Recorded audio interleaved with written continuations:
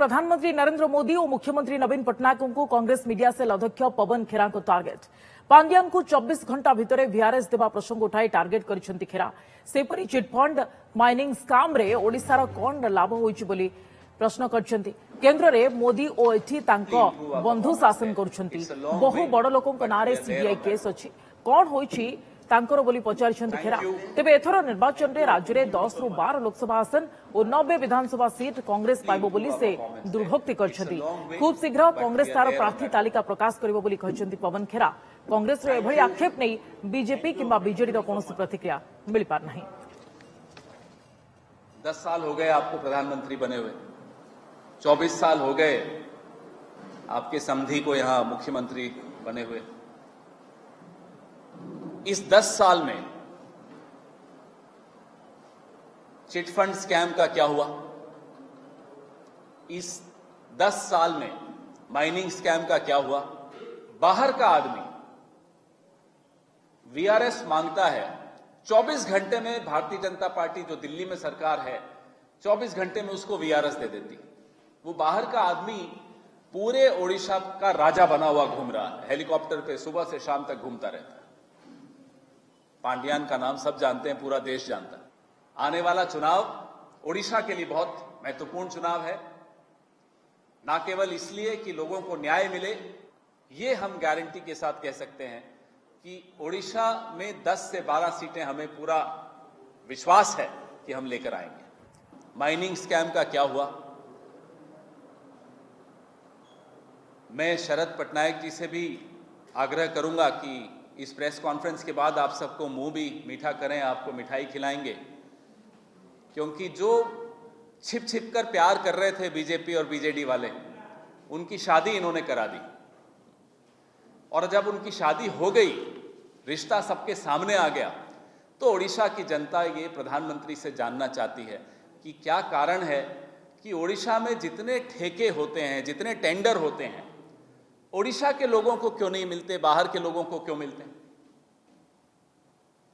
क्यों ओडिशा के जंगल, जमीन, जल, मिनरल्स, जितने भी धातु, जितना कोयला, सब कुछ आप बाहर के लोगों को क्यों बेच रहे हैं? और ओडिशा के लोगों का हक जिन जंगलों पर है, जिस जमीन पर है, जिस जल पर है, वो हक आप किसी और को दे रहे हैं। यहां तक कि प्रधानमंत्री को तो पूरा जानकारी है, एक बाहर का आदमी वीआरएस मांगता है, 24 घंटे में भारतीय जनता पार्टी जो दिल्ली में सरकार है 24 घंटे में उसको वीआरएस दे देती। वो बाहर का आदमी पूरे ओडिशा का राजा बना हुआ घूम रहा है, हेलीकॉप्टर पे सुबह से शाम तक घूमता रहता है। पांडियान का नाम सब जानते हैं, पूरा देश जानता है। ये क्या हाल इस राज्य का बना रखा है? अपने पिता की जो विरासत थी, बिजू साहब की विरासत पे हम सबको गर्व है, ऐसी बात नहीं है, वो विरासत बर्बाद कर दी। और नरेंद्र मोदी जी जब आप यहां ओडिशा में आते हैं तो आप कैसे आंखों में आंखें डाल के बात करेंगे उन लाखों परिवारों से जिनका चिटफंड स्कैम में नुकसान हुआ, तबाह हो गए, बर्बाद हो गए? कैसे उन लोगों से आप मिलेंगे जिनका माइनिंग स्कैम की वजह से पूरा जिंदगी बर्बाद हो गई? लाखों ऐसे परिवार। तो ये सारे सवाल का जवाब दिए बगैर प्रधानमंत्री अगर वापस दिल्ली जाएं तो क्या फायदा? आपको सवाल पूछने चाहिए। आजकल डरे हुए बहुत हैं प्रधानमंत्री जी। क्यों डरे हुए हैं बता देता हूं। उनकी सारी नजर तो हमारे तरफ होती है, कांग्रेस पार्टी क्या कर रही है। तो कांग्रेस पार्टी का सर्वे उनके हाथ में पहुंच गया और उस सर्वे में दिखाया है कि इस बार ओडिशा में कांग्रेस पार्टी का परफॉर्मेंस बहुत अच्छा होने वाला है। वो सर्वे देखा, डर गए, डर के मारे आ गए आज यहां। तो डर दो कारणों से है। एक तो हमारा सर्वे जो उन्होंने देख लिया, दूसरा उन्हें मालूम है कि 10 साल में जो उन्होंने वादे किए थे वो पूरे नहीं किए। ओडिशा के लोग उनसे जवाब मांग रहे हैं, उनसे हिसाब मांग रहे हैं। 10 साल में आपने क्या किया, हमारे लिए क्या किया? इतना भ्रष्टाचार, चिट फंड स्कैम का जो सीबीआई इंक्वायरी थी वो भी मनमोहन सिंह की सरकार ने ऑर्डर की थी।